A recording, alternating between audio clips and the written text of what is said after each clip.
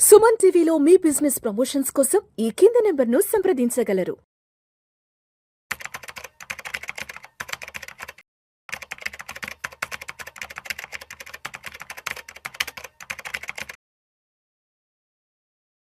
నమస్తే సాయిరామ్ గారు. నమస్తే మేడం. సాయిరామ్ గారు, స్టాక్ మార్కెట్‌లో స్మాల్ కేస్ గురించి కొంచెం ఒక క్రేజ్ అయితే నడుస్తుంది. అసలు ఒకసారి స్మాల్ కేస్ అంటే ఏంటి? దానివల్ల బెనిఫిట్స్ ఏంటి అంటే? సో ఈ మధ్య కాలంలో ఇన్వెస్ట్మెంట్ వరల్డ్‌లో ఎక్కువగా వినిపిస్తుందండి ఈ స్మాల్ కేసెస్ అనేది. సో స్మాల్ కేస్ అంటే ఏంటంటే ఇది ఒక ఇన్వెస్ట్మెంట్ ఐడియా లేదా ఒక బాస్కెట్ ఆఫ్ సెక్యూరిటీస్. సో ఇందులో ఏం చేస్తామంటే ఈ బాస్కెట్‌లో సో ఒక థీమ్ ఏదైనా ఒక థీమ్ సెలెక్ట్ చేసుకొని లేదా ఏదైనా ఒక గోల్ సెలెక్ట్ చేసుకొని దాని మీద మనం ఇన్వెస్ట్మెంట్ అనేది చేస్తూ ఉంటాం.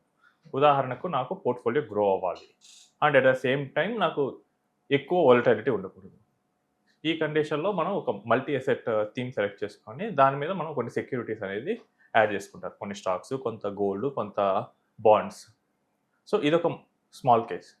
లేదు, నేను ఒక సెక్టార్ మీద ఇన్వెస్ట్ చేయాలనుకుంటున్నాను. ఉదాహరణకు నాకు ఫైనాన్స్ సెక్టార్ బాగా పెరుగుతుంది అనిపించింది. ఒకప్పుడు చూసుకుంటే ఫైనాన్స్ సెక్టార్లో బ్యాంక్స్ మేజర్గా ఉండేవి. బ్యాంక్స్ అండ్ ఎన్బిఎఫ్సిస్, సో కొన్ని ఇన్సూరెన్స్ కంపెనీస్. ఈరోజు చూసుకుంటే కనుక ఫైనాన్స్ సెక్టర్ చాలా విస్తరించింది. సో మనకి ఇప్పుడు చూసుకుంటే కనుక ఫిన్టెక్ కంపెనీస్ వస్తున్నాయి, వెల్త్ టెక్ కంపెనీస్ వస్తున్నాయి. సో ఎవరు ఊహించని కంపెనీస్ కూడా ఈరోజు లిస్ట్ అవుతున్నాయి. సో ఈ సెక్టార్ గ్రోత్ ఉంది, నేను ఇన్వెస్ట్ చేయాలనుకున్నాను, బట్ నాకు ఎలా ఇన్వెస్ట్ చేయాలో తెలియదు. సో ఇప్పుడు ఒక ప్రొఫెషనల్లో ఏం చేస్తారంటే సో ఈ సెక్టార్లో ఇన్వెస్ట్ చేయడానికి ఈ కంపెనీస్ బాగుంటాయి అని చెప్పేసి ఒక కంపెనీస్ ఒక ప్రీడిఫైన్డ్ వెయిట్లో సెలెక్ట్ చేసుకొని ఒక బాస్కెట్ క్రియేట్ చేస్తారు. ఉదాహరణకు మనం తీసుకున్నాం, సెమీ కండక్టర్ ఓరియంటెడ్ స్టాక్స్ అయితే బాగా పెరిగాయి లాస్ట్ ఫ్యూ ఇయర్స్లో. సో ఇప్పుడు ఏఐ బేసిస్ మీద ఒక 5 కంపెనీస్ నేను సెలెక్ట్ చేసుకున్నాను. ఇందులో ఒక కంపెనీకి 40%, ఒక కంపెనీకి 30%, ఒక కంపెనీకి 20% ఇలా వెయిట్స్ ఇచ్చేసి నేను ఒక పోర్ట్ఫోలియో డిజైన్ చేశాను. ఇది ఏఐ బేస్డ్ థీమ్. ఎవరైతే ఏఐ బేస్డ్లో ఇన్వెస్ట్ చేయాలనుకుంటున్నారో సో వాళ్ళు డైరెక్ట్గా ఈ స్మాల్ కేసులో ఇన్వెస్ట్ చేయొచ్చు. ఇప్పుడు ఏమవుతుంది, ఎవరైతే స్మాల్ కేసులో ఇన్వెస్ట్ చేస్తారో వాళ్ళు డైరెక్ట్గా కంపెనీస్లో ఇన్వెస్ట్ చేసినట్లు అవుతుంది. అంటే వీళ్ళు డైరెక్ట్గా సింగిల్ కంపెనీలో ఇన్వెస్ట్ చేయట్లేదు, మల్టిపుల్ ఒక బాస్కెట్లో ఇన్వెస్ట్ చేస్తున్నారు. సో ఇదే పోర్ట్ఫోలియో మేనేజ్మెంట్లో కూడా ఉంటుంది. పిఎంఎస్లో కూడా మనకి బాస్కెట్ ఆఫ్ స్టాక్సే ఉంటాయి, కానీ ఇక్కడ దీనికి తేడా ఏంటంటే ఇది మనకి సెక్టార్ స్పెసిఫిక్గా కూడా తీసుకోవచ్చు. జనరల్లీ పిఎంఎస్లో ఏంటంటే సెక్టార్ స్పెసిఫిక్ తీసుకోరు, వాళ్ళు బ్రాడర్ మార్కెట్ తీసుకుంటారు, 20-25 స్టాక్స్ ఇస్తారు. బట్ ఇక్కడ మనకు అలా కాకుండా ఈవెన్ ఫ్యూ స్టాక్స్, ఒక 5 స్టాక్స్లో కూడా మనం ఇక్కడ బాస్కెట్ అనేది క్రియేట్ చేయొచ్చు. ఒకవేళ జనరల్గా చూసుకుంటే కనుక ఎవరైతే ఒక కస్టమ్ థీమ్స్లో ఇన్వెస్ట్ చేయాలనుకుంటున్నారో, నాకు కస్టమైజేషన్గా ఒక పోర్ట్ఫోలియో కావాలి. సో కొంతమంది చూసుకుంటే కనుక ముస్లిమ్స్ షరియా ఫండ్స్లో ఇన్వెస్ట్ చేస్తారు. అంటే వాళ్ళు లిక్కర్ రిలేటెడ్ అండ్ ఇంట్రెస్ట్ తీసుకునే వాటిలో ఇన్వెస్ట్ చేయరు. ఇప్పుడు అలానే నాకు ఒక స్పెసిఫిక్గా కావాలి, but I don't want to invest in 30-40 companies, నాకు ఒక 5-6 కావాలి. సో వాళ్ళు స్మాల్ కేస్లో ఇన్వెస్ట్ చేయొచ్చు.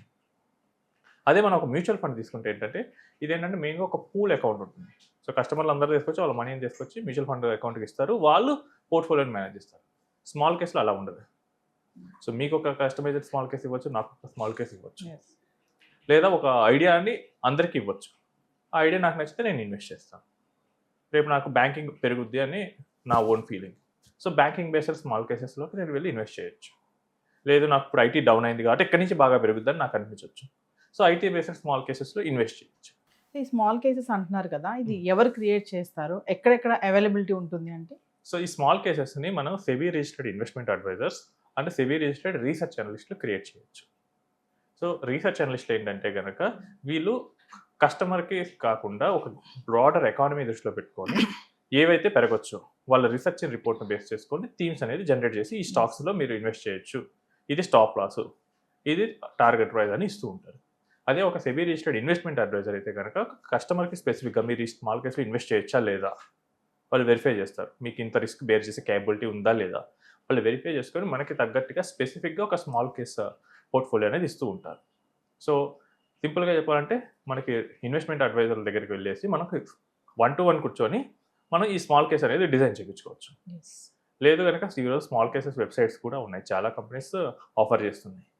సో స్మాల్ కేస్ వెబ్సైట్లో చాలా ఇన్వెస్ట్మెంట్ అడ్వైజర్స్ రిజిస్టర్ అయి ఉన్నారు, అక్కడ కూడా మనం డైరెక్ట్గా స్మాల్ కేస్ మనకి ఏదైతే నచ్చిందో ఆ పోర్ట్ఫోలియో తీసుకొని మనం ఇన్వెస్ట్ చేయొచ్చు.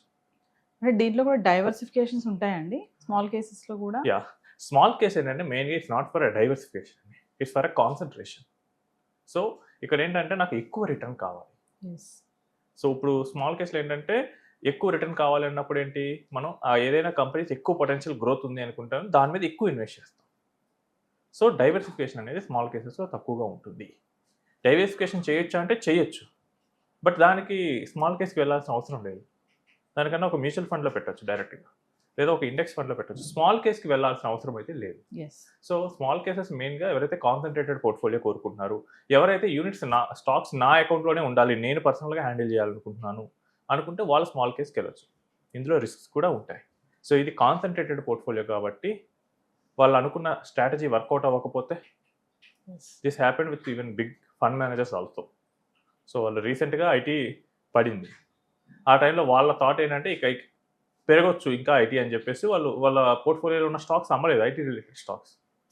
మార్చ్ ఆ టైంలో చాలా వరకు వాళ్ళ వచ్చిన ప్రాఫిట్స్, మిగతా కంపెనీస్ జనరేట్ చేసిన ప్రాఫిట్స్ అన్ని ఐటీ కంపెనీస్ తినేసాయి. సో ఇలా మీకు ఈవెన్ మ్యూచువల్ ఫండ్ అయితే 40 to 50 స్టాక్స్ హ్యాండిల్ చేస్తుంది కాబట్టి కొంత ఎఫెక్ట్ తక్కువ ఉంటుంది.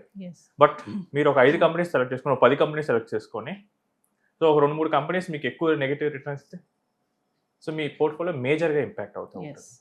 సో ఆ కాన్సన్ట్రేషన్ రిస్క్ అనేది ఎక్కువ ఉంటుంది. అండ్ ఎవరైతే పోర్ట్ఫోలియో అనే కాన్సెప్ట్ని అండర్స్టాండ్ చేసుకుంటారో వాళ్ళకి ఈ స్మాల్ కేసెస్ అనేవి సూట్ అవుతాయి. బట్ అంత ఎక్స్పీరియన్స్ లేకుండా ఈ కనుక మార్కెట్లోకి వస్తే కనుక ఈక్విటీ డైరెక్ట్ ఈక్విటీ కాబట్టి ఆ ఫుల్ డౌన్ సైడ్, ఒకవేళ మార్కెట్ ఏదైనా డౌన్ అయితే కనుక ఆ ఫుల్ డౌన్ ట్రెండ్ రిస్క్ అనేది మనం భరించాల్సి వస్తుంది. ఎస్. అంటే వీటిలో ఇన్వెస్ట్ చేయడం వల్ల బెనిఫిట్స్ ఎలా ఉంటాయండి? సో బెనిఫిట్స్ ఏంటంటే మనకి లిమిటెడ్ స్టాక్స్ సెలెక్ట్ చేసుకోవచ్చు కాబట్టి, లిమిటెడ్ ఐడియాస్ సెలెక్ట్ చేసుకోవచ్చు కాబట్టి మనకి అప్ సైడ్ అనేది చాలా ఎక్కువ రిటర్న్ అనేది స్కోప్ ఉంటుంది. సో ఇక్కడ ఇంకోటి ఏంటంటే మనకు ఓన్గా ఒక అడ్వైజర్ని పెట్టేసుకొని నాకు నచ్చినట్లు కస్టమ్ పోర్ట్ఫోలియోస్ నేను డిజైన్ చేసుకోవచ్చు. జనరల్గా మనకి వెల్త్ మేనేజ్లో ఏంటంటే ఒక పర్సన్ ఎక్స్పెక్ట్ చేసేది ఏంటంటే నాకు తగ్గట్టుగా ఎక్కడెక్కడ ఇన్వెస్ట్ చేయాలి, ఇలాంటి సజెషన్స్ అడుగుతూ ఉంటారు. This is possible with small cases. So నార్మల్గా జనాలందరికీ ఇచ్చే, కామన్ మ్యాన్కి ఇచ్చే వాటిలో ఏంటంటే అది కుదరదు. ఇప్పుడు మీరు ఒక మ్యూచువల్ ఫండ్కి వెళ్తే మీరు మ్యూచువల్ ఫండ్ ఎక్కడ పెట్టాలి అనేది మీరు గైడ్ చేయలేరు. బట్ స్మాల్ కేసెస్లో మీరు తీసుకోవచ్చు, ఓకే ఎక్కడెక్కడ ఎలాంటి వాటిలో నుంచి మీకు కావాలి. అండ్ మోర్ ఓవర్ ఏంటంటే లిమిటెడ్ స్టాక్స్ ఉండటం వల్ల ఆ అప్ సైడ్ అనేది కంప్లీట్గా మనకు వస్తుంటుంది. ఒకవేళ మీరు ఈవెన్ ఒక కంపెనీతో కూడా you can create a small case. So మీకు ఆ కంపెనీ బాగా పెరిగింది, సో 2024-25 ఆ 2 years పీరియడ్లో మీరు చూసుకుంటే కనుక చాలా వరకు ఏఐ బేస్డ్ స్టాక్స్ చాలా పెరిగాయి. So if you invest in AI based companies ఆ కంప్లీట్ రిటర్న్ మీకు వస్తుంది. So the benefit is will get higher returns. The risk is ఒకవేళ అనుకున్న స్ట్రాటజీ వర్కౌట్ అవ్వకపోతే హై లాస్ కూడా అవుతుంది. అండ్ ఇంకొకటి ఏంటంటే there is high chance of misleading. So small కేసెస్ని ఓన్లీ సెబీ రిజిస్టర్డ్ ఇన్వెస్ట్మెంట్ అడ్వైజర్లు అండ్ రీసెర్చ్ అనలిస్టులు మాత్రమే క్రియేట్ చేయగలరు. సో సోషల్ మీడియాలో చాలా టెలిగ్రామ్స్ గ్రూప్లో మేము స్మాల్ కేసెస్ ఇస్తామని చెప్పి చాలామంది చెప్తారు. సో ఈజీగా ఫ్రాడ్ అవడానికి కూడా ఛాన్స్ ఉంటుంది ఈ స్మాల్ కేసులో. చాలా జాగ్రత్తగా స్మాల్ కేసు ఇన్వెస్ట్ చేయాలనుకుంటే వాళ్ళ రిజిస్ట్రేషన్స్ ఏంటి, వాళ్ళు నిజంగా సర్టిఫైడా కాదా, ఇవన్నీ చెక్ చేసుకొని ఇన్వెస్ట్ చేయాలి.